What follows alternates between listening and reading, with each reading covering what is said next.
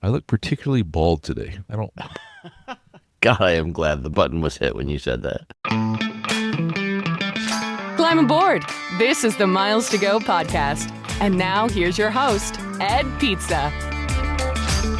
Hey guys, welcome back to the Miles to Go podcast. A little bit more of a conventional recording studio this week, as Richard and I are not underneath a monorail. Thanks to all those folks who had the patience to stand in. And if you stop watching the show and don't get to see this week, you're going to miss a lot of information.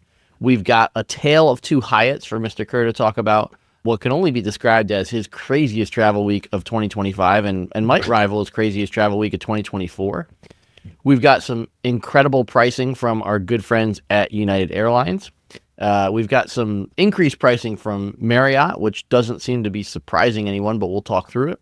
And we'll talk through a name that most of the people listening and watching don't know. That's Barry Sternlicht. But hopefully you will know the name over the next, let's say, 5 to 10 years. Mr. Kerr, I know you have a surprise topic for us as well. How the heck are you? Yeah, man. Pure recovery mode here, just 24 hours before I head out again. By the time you listen to this, I will be in the great, wonderful, fantastic center of the universe, the prime culture destination that there is. That is Manhattan, New York City, 10012. Nice. Or Did you know, by the way, that I'm going to be in New York next week? You're going to be in New York next week? I am. You're going to be in New York the week after that as well with me. Is that the week? Oh, no, I thought it was the week. Oh, is there a gap week there? No, it's next week. Not like tomorrow, but a week from the following week. 3 + 7, carry the 1. You lost. It's 10 days, but that's not a week. So maybe next week. I don't know. You lost week. Me there. Yeah. I think we're. I thought you meant you were coming 2 weeks in a row, like me, like this, like the dumb I am. Just love commuting to New York City. Love it so much. It's the best. I can tell. Which, just out of curiosity, I know we got a lot to cover, but which property did you finally commit to for this week? That's funny. You think I booked a hotel? I have not. I don't know. I was actually literally thinking about that this morning. I am not obviously love my Hyatts in New York City, but it's been 5 years now, man, of hopping the Hyatts, and I'm just looking for some fresh digs.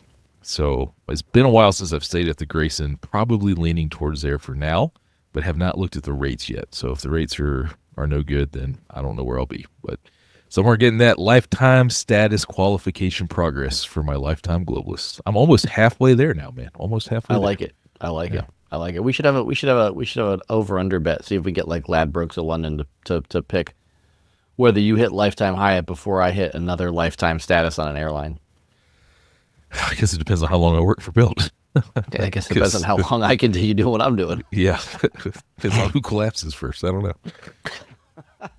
Speaking of collapsing, man, I told you you want to do the homework first. You want to get the pre-roll instructions out of the way before I launch into this surprise topic.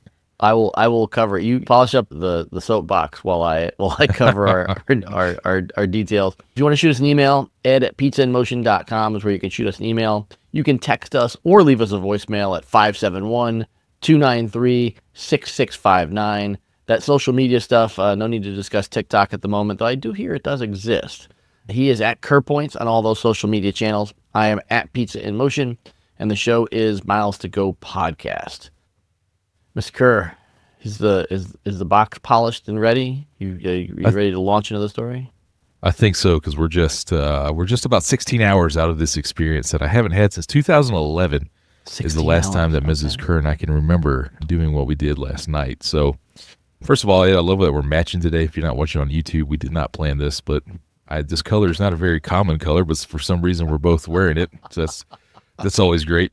Look, man, I was going through a lot of my old gift card collection from the days of 2015 to 2017 of buying, tens of thousands of dollars of discounted gift cards when they would go on sale and then selling them to a broker and making a whole lot of points. And I came across a gift card from the one and only establishment that holds such a piece of nostalgia for many of us who grew up in the 90s and early 2000s. If you went to church, going here after the service on a Sunday was the peak of the week because Mom wasn't cooking and we were going out to eat. My friend, last night I took a gift card that I found that still had a $75 balance on it, which is the only reason that we went here. And we headed to Applebee's, the American Grill, the Bees. We headed to the home of the riblet basket. We headed to all that is good with America, really out of curiosity's sake and to burn off this $75. Let me tell you, man, let's keep this brief because this is not an Applebee's podcast. But ladies and gentlemen, everything that you're imagining right now to have occurred inside of an Applebee's in 2025, 110% absolutely did. Now, there is a lot of hardworking staff there who, as expected, were obviously way overwhelmed. Way too few servers for way too many people on a Saturday night.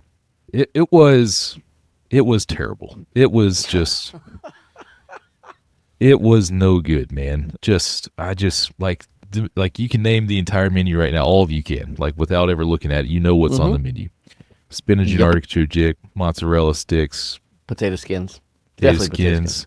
bacon cheeseburger, some kind of penne pasta with like just oh god. Man, we have a problem here in the city I live in where it's just being taken over by everything suburbia. We are going to be suburban Atlanta. I live about an hour south of the city, but the amount of growth occurring, it's the fastest growing county in Georgia now. Every single rezone request is approved, and it's always for a car dealership, a new oil change place, a new strip mall. We need yet another Jersey Mike's. We need yet another chain restaurant, all of which are typically awful, run by very demotivated staff who are underpaid that want to work hard, but corporate private equity investors and these people somewhere else in the country have just put a terrible product in front of a staff that wants to work. And it's just really disheartening what's happening here to the city that we live in. And I feel like Applebee's was a personification of that, man. It was terrible. I really feel bad for the staff who obviously wanted to work hard and were trying hard. I won't even go into the food because it's just no. Like, Thomas's pasta was literally ice cold. And that was like about as good as it got. On the other hand, just to wrap this up, Chili's, made famous by The Office, if you haven't watched that episode. It was famous long before then. They're in the midst of what has been called the greatest restaurant turnaround of all time. Sales period over period just increased 31%. That doesn't make the food good. I apparently America disagrees, man. I met the president of Brinker, which owns Maggio's and Chili's, and had lunch with him in Vegas last year with our founder. And he had just run all of the F&B for all MGM properties in Vegas for like 20 years and then was basically looking for a new challenge and got recruited by Brinker to come and turn Chili's and Maggiano's around. And he's apparently done that with whatever secret sauce people in Vegas use. So I just found it's so interesting that Chili's is in this renaissance and Applebee's was just incredibly awful and terrible. And you know what, man? That's what we bring here at the Miles to Go podcast. Things you never expect, unique perspectives. I know some of you are dry heaving just thinking about going into an Applebee's right now. You probably should. On the other hand, if you know what is Chili now, the intellectual inside of me, and I just said that the Kerr has an intellectual side, wants to know what Chili's is doing so good. There's not a Chili's in my town, but there's one about 30 minutes away. Wow, that's disappointing. I told Mrs. Kerr, now we have, like, for research demands that we go and check out the Chili's now to see what they've done to be, Who quote is this unquote, research person that demands this? I mean, all of everybody, our followers, the listeners, the tens of people that follow me on Instagram demand that I go and see what is the difference between Chili's and Applebee's. And we will use the build card to get 3X points all along the way. Ooh. See how I just wrapped it up there? Put a bow on it. Yeah. Wow, that is nice. So I guess the question is, were you at least able to use up the Applebee's gift card? Yeah, because it was not affordable by any means, which led to the 18th question Mrs. Kerr and I had of, this place is not cheap or affordable, so who in the world is coming here? How did you just spend $100 at Applebee's? Yes. Yeah. And I will just call out, we need Jeremiah to go back and review the tape because you disagree with me, so be it. But since you always talk about how bad I am at names, which, admittedly I am very bad at names, but I believe the first time you said it, I think you called it Maggio's. So I'm just going to call Maggiano's? that out there. Yeah. Did I say Maggiano's? I think I said Maggio's. I think you said Maggio's first time. So. I met the president of Brinker, which owns Maggio's and Chili's. Maggio's and Chili's. There's really nothing about that story that surprises me. I don't really remember the last time I ate at an Applebee's. Airport, maybe, but I don't know. Those were Fridays at the DFW, so not Applebee's. I think there is a reasonable chance that you had not hit puberty the last time I ate at an Applebee's. Seeing as that only occurred a couple of years ago, that's probably true. Some would argue from a maturity standpoint, still not there, but yeah, most. Some would. It was just awful, man. Now, to be fair, TGI Fridays and Chili's in an airport is different because that's airport Chili's. That's like, airport tea. That's just a different, ecosystem, and we can all agree it's fantastic. But out in the wild, man, it was just no good. So we'll see. Yeah. Well, and by the way, just as a separate aside, because you and I were talking about it, like for the listener that sent me this mug, which has now been over a year since my father's first knee surgery, as I dread the second knee surgery coming up in February. Allison, maybe. Yeah, man, Allison. Thank you so much, because the coffee is. I mean, it's been almost an hour. This coffee has been in this cup. It's still hot. So I'm sure this is the riveting stuff that people wanted to hear. I know you had a crazy. Thanks, Allison, for my mug that's holding my coffee cold. Oh wait, yeah, that's nice. People send you nice presents. I love. Some people like you. Some people like me more than they like you. I know. It's still the podcast hosted by Pizza Motion and Pizza Motion Slack. Curse over years. I will say, from a food standpoint, this is where certain cities just really hit me right. And I know that there are a lot of folks who may not find New Orleans a thrilling city. Look, I mean, it has. What's that? I am one of those people. Yeah, like it has. Like, don't get me wrong. Like, it has its issues, but food's not one of them. And so a friend of mine, Bill, who's a fellow Five Guys franchisee, had some business down there looking at a location, and I know that market pretty well from all the time I've been down there. So I told him, based on some schedule changes this week, I had a day to shoot down there. We had 2 really good meals. We ate at a restaurant called GW Finn's that was off of Bourbon Street, but over in that area, which was a really decent seafood place. But I thought what was even more of a quote-unquote surprise was, to your point about, every new development is a Jersey Mike's or an Applebee's. The Hyatt Regency in New Orleans is the massive convention center property located alongside the Superdome, the Smoothie King Center. We stayed there. He's trying to qualify for Executive Platinum, and so he used AAdvantage Hotels to score himself some extra points. And we were looking around for a breakfast restaurant nearby. And there's a couple of new buildings just, I don't know if I have the cardinal directions right, but it's just across the street and down. So, like, I think it's south, but anyway, within a couple blocks of Hyatt Regency, there's an area there that's sort of like redeveloping. And we ate at a local place called Willa Jean's. And I had a bowl of shrimp and grits, and he had a bowl of fresh biscuit and turkey sausage gravy. And it was lights out good. And the service was good, and they had fresh pastries and all that stuff. And it was a solid local breakfast place that, man, it was so good. I think, that's the exact opposite of Applebee's here in Georgia. Yes. Is Willa Jean's in New Orleans. Yes, exact opposite. Yes. So there are still places in the world where new restaurants open, and you don't know what the logo is, and you don't know what you're going to get, and you get great local food. I hope to experience one day soon, being actually in 24 hours in New York City for dinner tomorrow night. I'll do that. All right. So where are we going first? Because I was just about to shout out, you guys, somebody's going to murder me, kill me. I'm sorry, I never heard it pronounced. In Chicago last week, we ate at ABBA or ABA. I don't know if it's called ABA or I don't know if it's called ABBA. I don't either. But I had some truffle baked orzo that was just, oh my, talk about, man, it was so good. A lot of people were apparently excited that I went there. I got a lot of DMs that were like, oh my God, the place is awesome. So I just follow where the New Yorkers go. No matter what city we're in, they somehow know the cool place to go.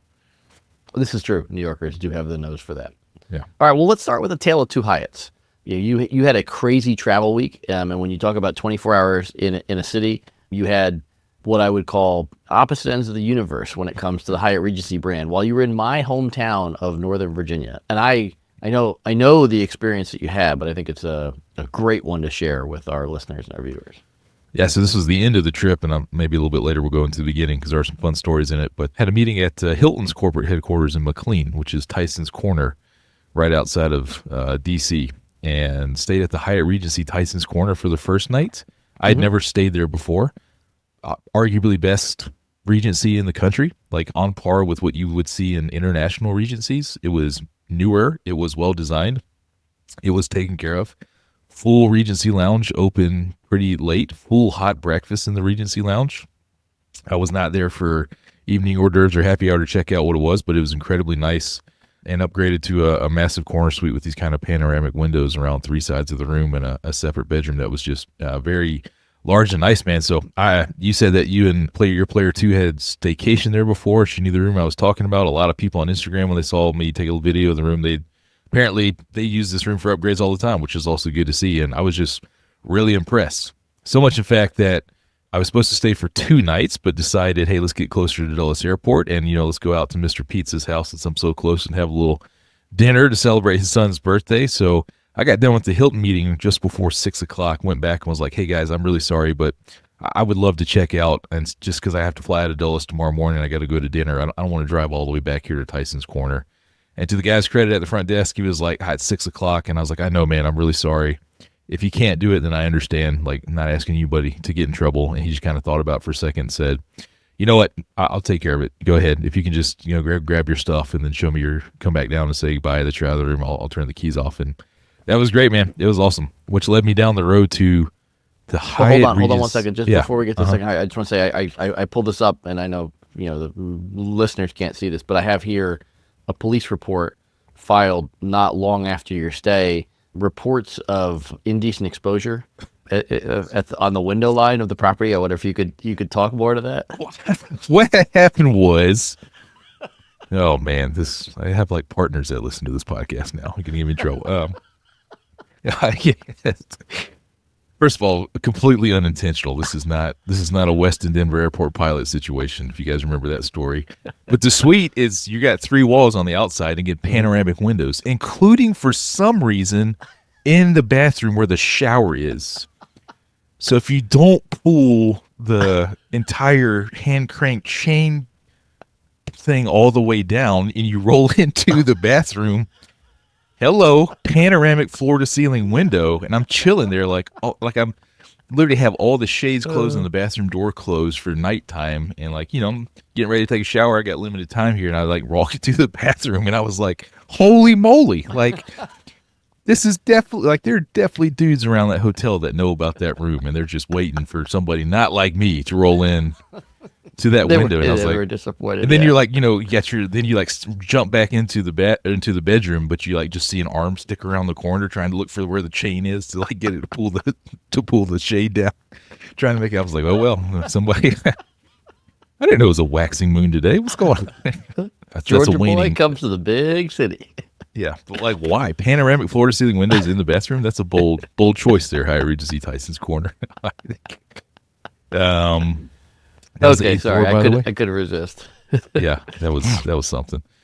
But just hotel design, you're like, what? Which leads us to the exact opposite end of the Hyatt Regency spectrum, at the Hyatt Regency Dulles, which I have stayed at multiple times. Again, I was just going from dinner to sleep to then wake up and catch the shuttle and fly home. Man, that property is something. First of all, dirt cheap, as it should be. I think last minute, I booked for $112. 3 hours before I checked in. It's a soulless, nameless, faceless airport Regency, but the tiles are all chipped up in the bathroom. Okay, somebody write one of us a DM in an email. The lights that are underneath the bed that automatically turn on every single time you move or breathe, so that it's never actually dark or that you get woken up by these lights. Who and why? Nobody, not a single person I know, likes those motion activated lights that you cannot turn off that are underneath the bed in a hotel room, man. Cannot stand that. And then there's kind of weird rooms where it's larger, but it's just a TV that's dividing kind of the sitting area from there's no wall or anything. Anyways, it just needs whatever. It's fine for falling asleep in and waking up, but it's just that old, tired, grungy Regency that is the only time where I really think, maybe I don't really want to stay at these Regencies anymore. But Tyson's Corner, amazing. Hyatt Regency Dulles, pretty rough. Yeah, and what's interesting about that property is, as somebody who's lived in this area now for, almost 30 years, that hotel was not always a Regency. There was a period of time where it was just the Hyatt Dulles. And I think they sort of kept it the quote-unquote Hyatt Dulles because it didn't meet the Regency standards, whatever the brand standards are for Regency. So it's interesting that they decided to rebrand it as a Regency. It's sort of gone through some loose faceless, but as you well know, for years, it was the destination of many in December to make sure that they could top off their globalist status with $59 and $62 room rates back in the day. I'm sure Category 1. Probably corporate rates that are still that cheap for Amazon or some folks that are around there. But I tell you what, you know what, man, fell asleep, got a hot shower, hopped on the shuttle and was home a few hours later. So I'm glad I didn't pay any more than that. But there's just some domestic Regencies that really need some love or some decision of, are we going to keep this hotel in the property or in the portfolio? Because it's just not doing it any favors, really. And I gotta tell you, super awesome that you stopped out for dinner for our son's birthday. I know what that's like after you had, I don't know, 6.5 hours of sleep the entire week, and it was a long drive out and then a drive back to the airport. And shout out to Glitter Mike and Sway for joining as well. Definitely made Charlie's birthday a little bit more special. Dude, that was the first real food I had in like 3 days. That wasn't protein bars and stuff, and I hurt that Chinese food's feelings. I'm sorry. Like I really appreciated that meal. I was just dying, man. At least, do we want to cover any there? I can keep earlier week travel. Well, you got to cover Teterboro. I mean, you can't. Teterboro. We can't have a pod and not acknowledge the fact that Richard flew from New York to Chicago, and it wasn't on American, and it wasn't on Delta, and it wasn't on United, and it wasn't on Southwest, and it wasn't on Frontier, so it was on Anchor Air. Yeah. It was just a wild week, man. It was such a good week from a business perspective and the day job, but it just obliteratingly exhausted. Started by, 3 days at Disney for Sparkle Mike's 40th birthday, which was fantastic. And then the family came down and we did Moonlight Magic, and then Emily and the kids stayed at Disney for the first time without me. They had an awesome time. They did Saratoga Springs. So much we could even talk about there, but it just meant that I was starting Monday morning at 5 a.m. to get to New York City from Orlando on an empty tank of gas. Yes. Sway kept me up until very, very late. If he's listening to this, he's like, he kept me up. I didn't keep him up. We didn't have a lot of sleep that weekend. My founder, he calls me about a week ago or a week before the trip, and he was like, hey, you coming up to New York on Monday before we got to go to Chicago for some meetings? And I was like, no, man, I'm going to be in Florida. I'll just meet you in Chicago. And he's like, no, you need to come up to New York first. And I was like, no, I'll just meet you in Chicago. He's like, no, come up to New York. We'll meet with the team real quick, and then we'll head to Chicago. And I was like, dude, I don't want to go to New York for a couple. He was like, no, let's go. And I was like, what is he talking about? He's like, we'll take a plane. So very lucky. I did. We got to fly a private jet to Chicago and then actually back, and flew via NetJets. Flew a Phenom 300, which is a small jet, but dude, I've flown private once before. That was what was the company that everybody had the app of that where you could book like the open leg stuff? Yeah. Jet SweetX or Jets, whatever it was. Like, yeah, they had a promo where I caught an empty leg from Dulles to Teterboro one time for free a long time ago. So I hadn't flown since then, but we took a car up to Teterboro. You're in the FBO for 5 minutes, and then the pilots greet you, and you walk out to the jet. And 5 minutes later, you're gone. So the Phenom 300 holds up to 9 people. It does have a small lavatory in the back that has 2 windows in it. Actually, it's pretty awesome. No flight attendant or anything like that. Pretty small inside, but once you're inside, it's 4 captain's chairs that 2 facing backwards, 2 facing forwards. And you're really comfortable. It's got the armrests. They had some some small catering on there for us. I tell you what, man, I've always said this as a guy that commutes to New York back and forth. I absolutely get the people who can afford to do that and do it regularly from a time and efficiency standpoint. Like the amount of work that we got done both days that we were flying back and forth to New York and Chicago. You can just have meetings until the last minute. And again, get there 5 minutes before you call them, tell them to take off, and then we worked the whole time on the plane, without interruption. It was fantastic. It does have Wi-Fi. It didn't work too well on the way out there. On the way back, it was fine, but it was awesome, man. Phenom 300, it flies like a race car. I mean, when that thing starts going down the runway, for those of you who follow me on Twitter, I do takeoff rolls. We were in the air in 11 seconds after the engines are up, and it took off at a much steeper angle than the commercial airliners do. And anytime they hit the throttles or they put the speed brakes out, you get lurched forward and lurched backward in your seat because that thing is moving. And then the flight on the back got a little bit sporty, man. I was texting you and Howie from the plane, gave you all the tail number to track. I knew I got to the FBO early to take a call before we took off, there was 4 of us that were flying together.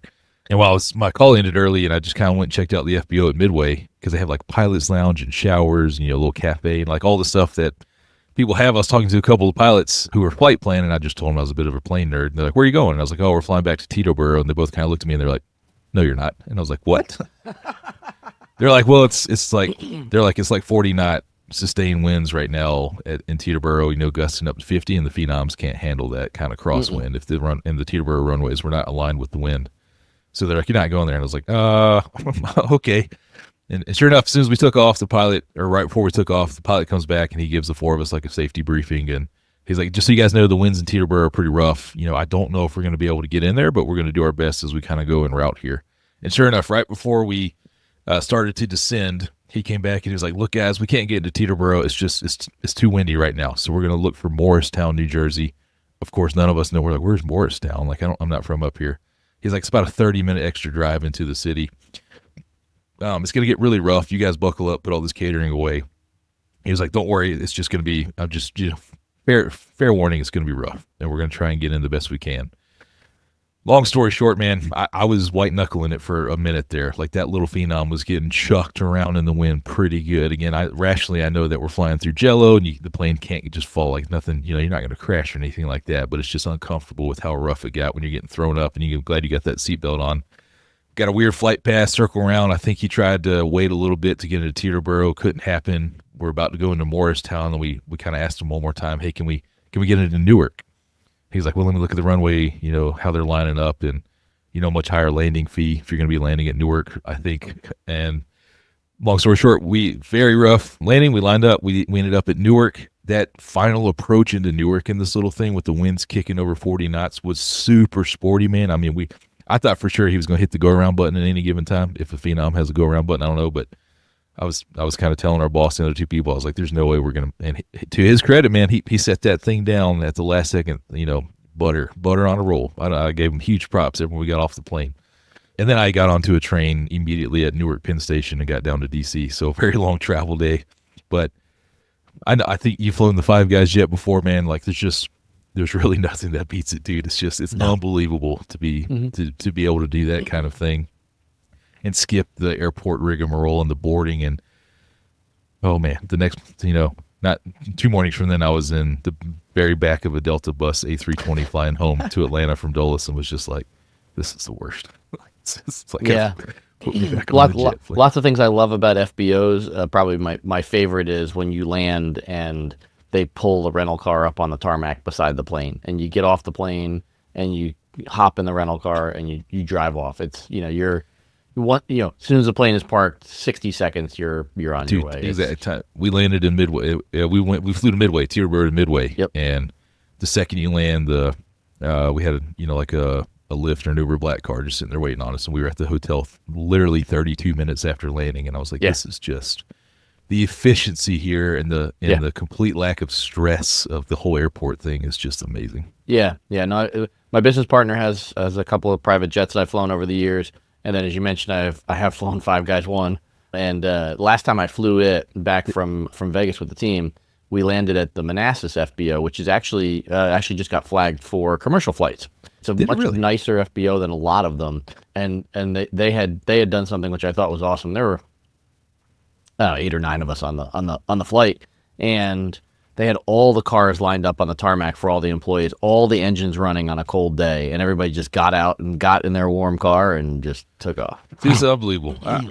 Just to get sentimental to everybody for a second. I mean, last week was incredible from a day job perspective. I met in Chicago. We have Expedia. I was in the United headquarters, in the Expedia office, and the Hyatt global headquarters. The team had some other meetings with some commercial real estate partners there, and then, in DC, I was in the Hilton headquarters, and like jetting around the country. It's just like you stop for a second and just think, like, points and miles? Like, what? Like, when you're in high school or college, you're like, you're going to get into points and miles, and you're going to go like have this kind of week. It's just unbelievable. And then finally to get to come home Friday and, kind of collapse into the family's arms and just like, chill day yesterday, chill day today. And then we go, hit the grind again. Unfortunately, tomorrow it's with Delta again in the back of the bus. But pretty unreal, man, about what we get to do here kind of on a weekly basis. Yep, I hear you. I've got Chicago for some Freddie stuff, and then on to Vegas for some work stuff. I'll do that overnight in Chicago on the way back so I can get home Friday, drive down to Blacksburg to spend the weekend with our daughter, and then turn right back around on Monday, probably be flying back to Vegas, and then out to New York to see you.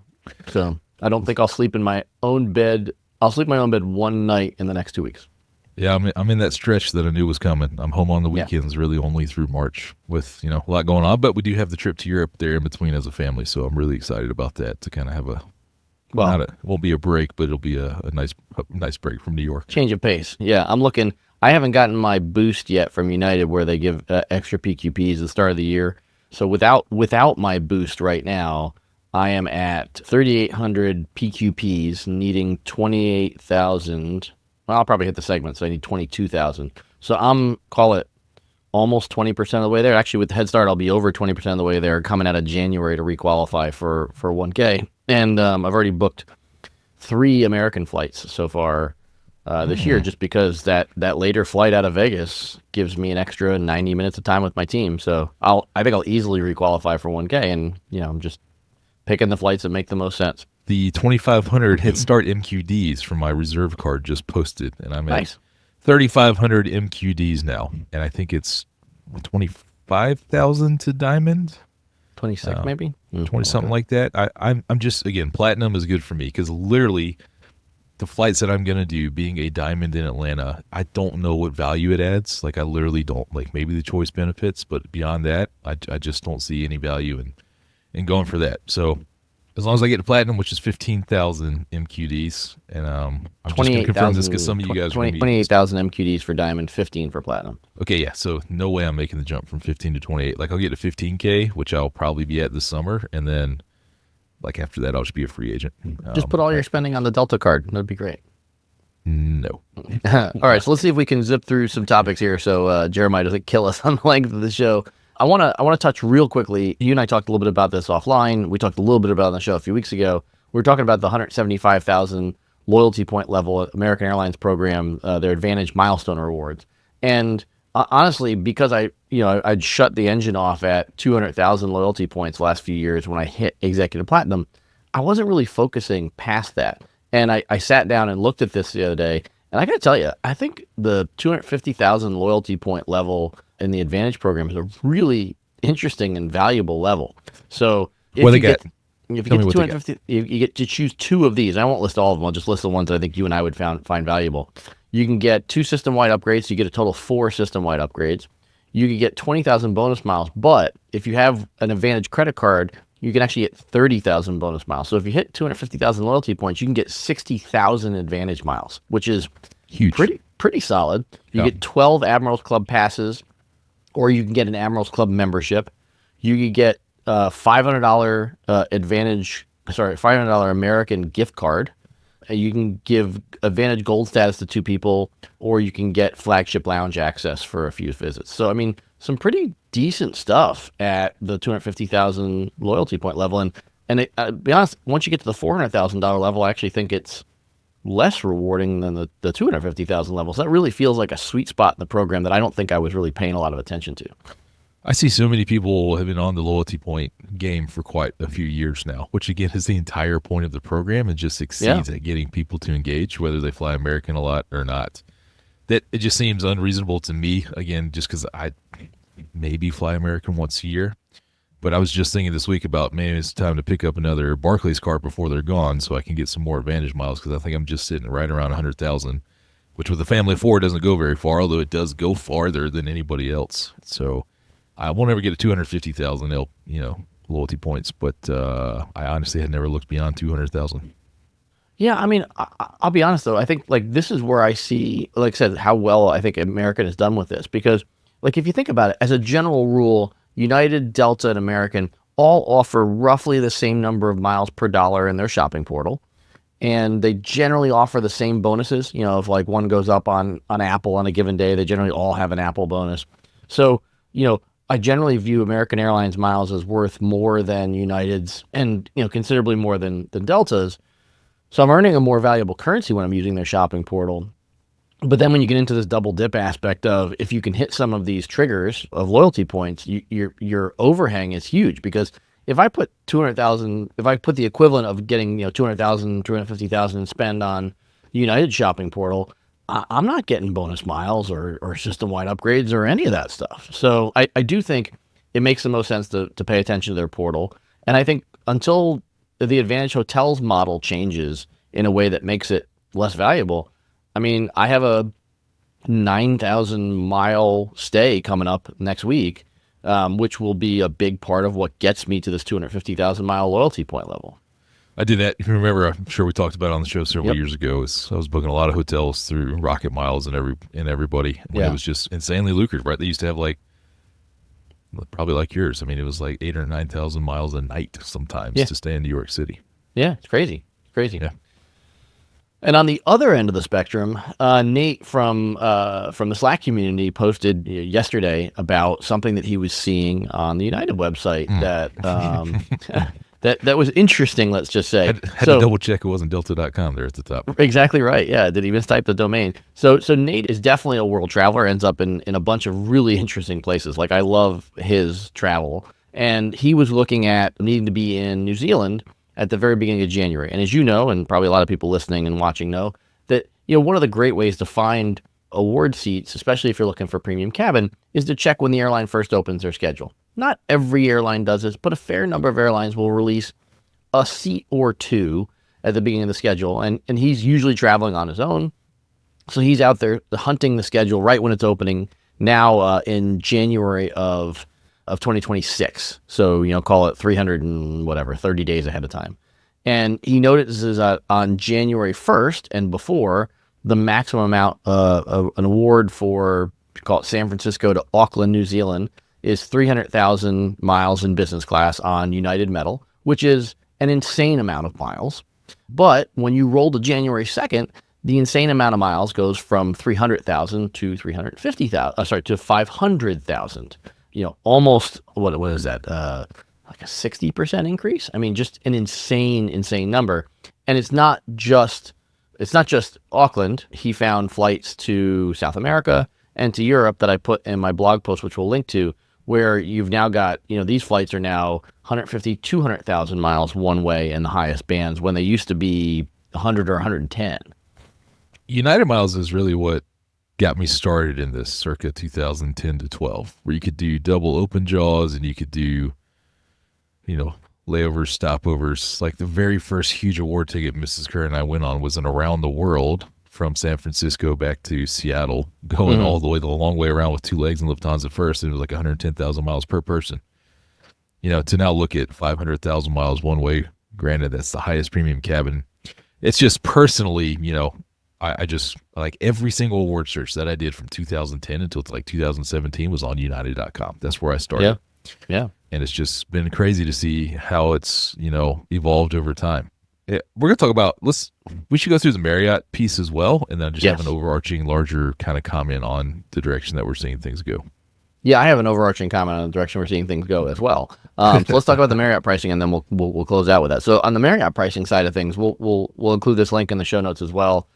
Gary V from the Wing is talking about an article that Archie from Seal the Deal put some numbers together on, where we continue to see the Marriott pricing edge up, and there's two factors here. First off is increases at the top end of, call it 10 to 15% in some cases on the most expensive properties in terms of the number of points.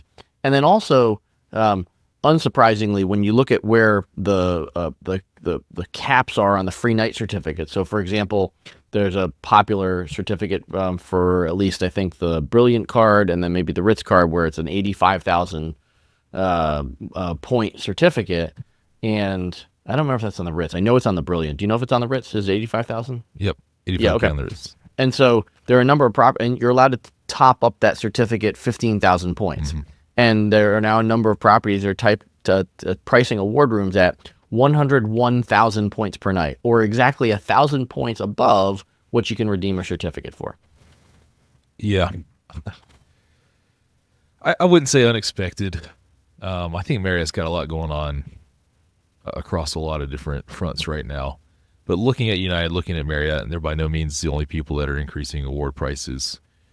My thought this weekend, as I saw that information from both of these, was United is arguably the best airline in the U.S. right now from a financial performance, and on its way up faster than other airlines are on their way up. Do they have their faults? Sure, all the airlines do, and I think it's just natural for whatever reason for everybody just likes to complain about airlines, right?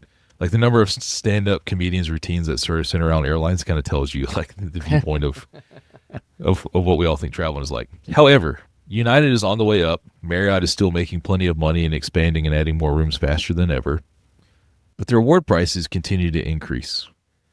So if the hotel and the airlines are doing fine, better than fine, one would argue, what does it matter if they raise the award prices? If people are still getting their credit cards, or people are still engaging, if the companies are making more money than ever, why shouldn't they raise the prices? Right? It's a business. Does that hurt all of our feelings a little bit? Sure. Does it move the goalpost one more time? Sure it does. But, I could kind of argue, like, if you had any expectations that this was not going to be the case, and I think you're kind of fooling yourself a little bit, and you can't be, quote unquote, saving up for something or expecting things to go down or expecting prices to stay the same. It's just going to be the way it is. It stings from a consumer standpoint, but again, from the company business standpoint, do you think people are engaging any less, Ed? Like, we're not talking about the nerds like us, the diehards like us. We're talking about the business traveler who's been loyal to Marriott for forever, and if 5 of the luxury properties now cost 20,000 more points per night, they don't care, I don't think. And I don't think it's going to cost any skin off of the program's backs. Now, I think there is a point where they'll reach that, but they haven't yet. So why would they not do this? It's kind of my question. Yeah, so pull up a chair, Mr. Kerr. We're going to talk about burgers for a second. All right. So it's the day job. It's day job. Yeah. It is a day job. And so, like what we struggle with, what's happened with Five Guys over the years, and I'll be very open and candid about some stuff that maybe the brand doesn't want me to be open and candid about, but we've always served a fresh product. That means relying on, providers who can give us those fresh products. And that means we have, less pricing flexibility than other brands might have. We can't switch to a frozen potato. We can't switch to frozen ground beef. And so we drive the market in a lot of cases, and we increase our prices. You know this. You've dined at Five Guys. You know our prices are more expensive than they used to be. And for a family of 4, we've priced a number of people out. And because we've done that and not necessarily spent the time trying to figure out how to keep the customer engaged along the way from a value standpoint, by either telling our story or offering things like value meals or combos or any of that stuff. What we're in the process of now doing as a brand is investing heavily in a loyalty program and combos and value meals and testing all this stuff, because transaction counts are declining, and we're like, oh, fill in the blank, bad word. We need to do something to keep our customers engaged. And to me, this isn't too dissimilar to what American did when they scapegoated or fired Vasu Raja. And it's like, oh gosh, transactions are going down, business travelers aren't returning, we need to do something drastic. So in my opinion, what United and the other airlines are going through now is penny wise, pound foolish. Because when business turns down, they're going to have to invest in reacquiring these customers or re-engaging these customers. So to your point, they do have the ability to raise price, but if folks disengage from the program, they're going to have to spend the marketing money later. And I think what they're betting on is, well, in the first quarter of 2025, we don't need to spend that money because people are here and they're engaged. But I'd argue that Five Guys as a brand, we'd be in a better spot right now if we'd spent a little more time over the past 5 years making sure the customer had a reason to stay engaged. And I think the argument I would make to an airline is, because of the peaks and valleys of business travel and the economy, tariffs, all that stuff coming in now, you do need to have some underlying level of irrational engagement from your customers, so they choose you in the good times and the bad. You're going to choose them in the good times, but how do you get them to choose you in the bad times when they're going to have choices, and every airline's going to be offering a promo to status match over somewhere else and steal your customer from you? I got a lot of things to say now. I'm trying to think what I can and can't say from the day job. I think you guys are competing on product. Whereas there's not too many other selections similar to Five Guys, but airlines and hotels there are, right? So they're competing on. I see the lines you're trying to draw, but I just don't know if they're the same from the things you guys are doing versus what the airlines and hotels are doing. I will also just tell everybody here. You can see my wheels turning. How to say this? Yeah, the business of airlines and hotels is changing. For a while now, airlines have been banks that have also flown customers because of their loyalty programs and co-brand cards. Yep. There's now an added layer onto what these programs are becoming, which is digital marketing agencies, where they can do all kinds of amazing, targeted, impactful things with the data that they have on their customers. That makes them an e-commerce platform, for lack of a better term, where they can connect brands to their travelers and arguably make it as big of a business as the loyalty program, as big of a business as the co-brand card, and as big of a business as the airline. which is why they don't necessarily have to worry about points and miles gamers from now. If the planes are full, and I hear what you're saying about they may not always be full, I don't think they're always going to be full or not full because of the loyalty program. That's going to be because of larger macroeconomic things that are making that happen. I think the airlines are going to be full or not full based on, again, macroeconomics, the onboard product, and reliability. The loyalty program is important for a certain subsection of people, but with the added layer now of becoming a marketing e-commerce platform, I don't think they have to be as sensitive to award pricing and these kinds of things as they used to be, unless the banks start to write in things in contracts that talk about the value of their currency, because the banks are the ones ultimately hurt. If it costs 500,000 miles to fly business class to New Zealand instead of 300,000, people are less incentivized to put spend and get the cards, and now the banks are upset, and they may be the ones to, hold these loyalty programs' feet to the fire on that. So unless the banks start to do that, which I don't think we're going to see anytime soon, I think we're going to continue to see things go the way that they are with award pricing and these programs now knowing we have another revenue source that we are building as we speak to be marketing platforms. And I just think there's so much going on now that, again, if you're counting on the JW Masai Mara costing whatever the new price is now, next year you better count on it costing more, because there's still that many people with that many Marriott points and hitting the road 150 nights a year to earn that many Marriott points that they don't have to worry about you, the points and miles gamer, who's trying to get this from a couple credit card signups a year. So it's just a different customer segmentation, and I think from a consumer standpoint, the way things are going to keep going. Yeah, I mean, I'll close this with two comments. The first high level, and then a nerdy Marriott piece that I want to dig into maybe more next week. But at a high level, I agree that burgers and airlines are not necessarily the same. But I understand what you're trying to say, though. I get it, but I do think they rhyme, though. And to be clear, it's not necessarily about the award pricing. Doesn't rhyme. I don't necessarily think it's about the award pricing per se. It's about the stickiness and the irrational decision making. And the reason why I think there are similarities here is because both businesses are driven very hard by incremental revenue. Once I turn the lights on in the restaurant and staff it up, selling one more burger has an insane amount of revenue to the bottom line. Same thing with airline. Once the plane is headed the direction, the incremental customer is huge. And to your point, macroeconomics will drive a certain number of people on every flight. And the loyalty program will drive a small number of people who are incredibly high margin customers because everything else is paid for. Even if the airline's losing money on the flight, quote unquote, getting another ticket, getting a business traveler to buy a flexible fare is huge for them in that moment. And so I think there is some level of wanting to create that habit with the customer. And it may not be through award pricing, to your point. It might be through benefits in the program. It might be through upgrades, complimentary upgrades. It might be through loyalty points and milestone rewards. I think everybody's going to have their own level of stickiness. And I think American, quite frankly, right now is the one that I think is thinking the most about ways to engage with the customer that might create stickiness. But thinking the least about onboard products and reliability, which I think is the bigger driver of business for the average consumer.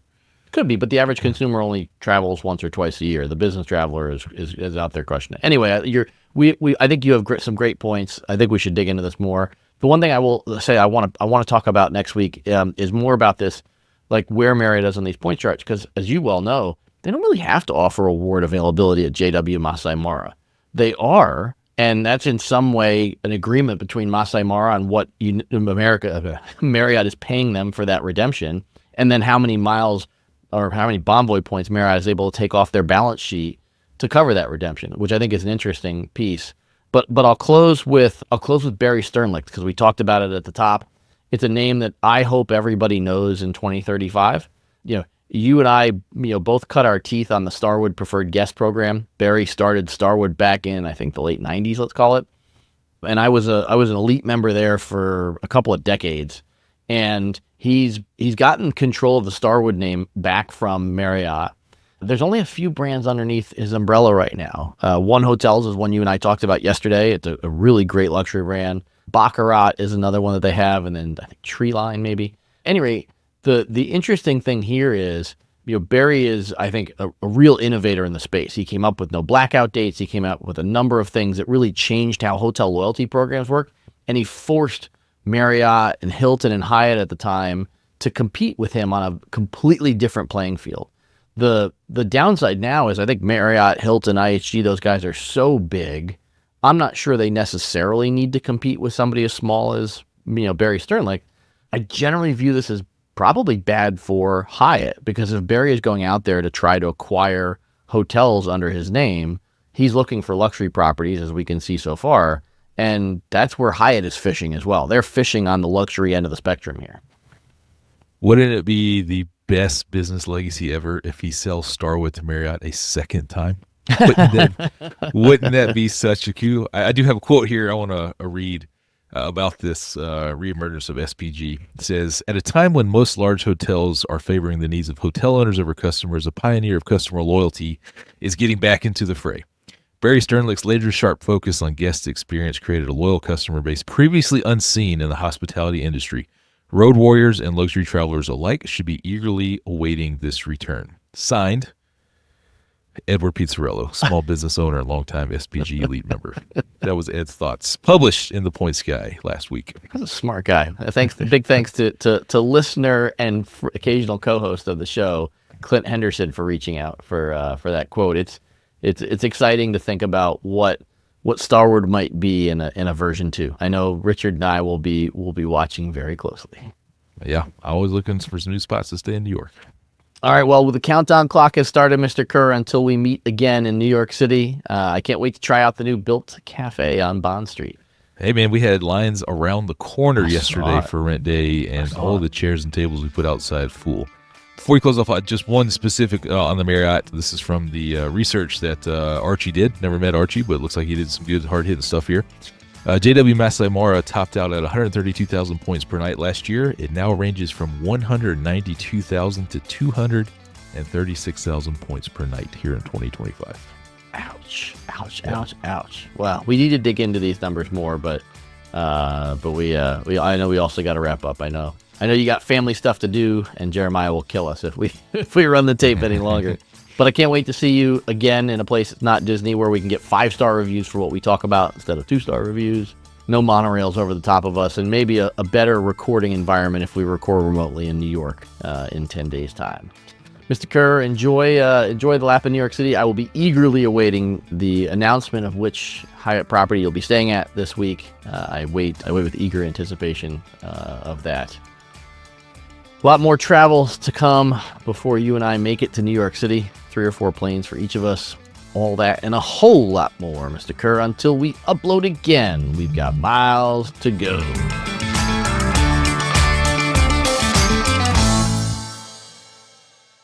Yeah, we should see each other.